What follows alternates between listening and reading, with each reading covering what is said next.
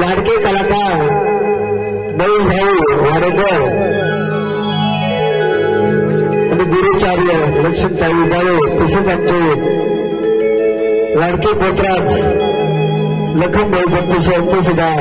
आगमन झाल्यामुळे हॅलो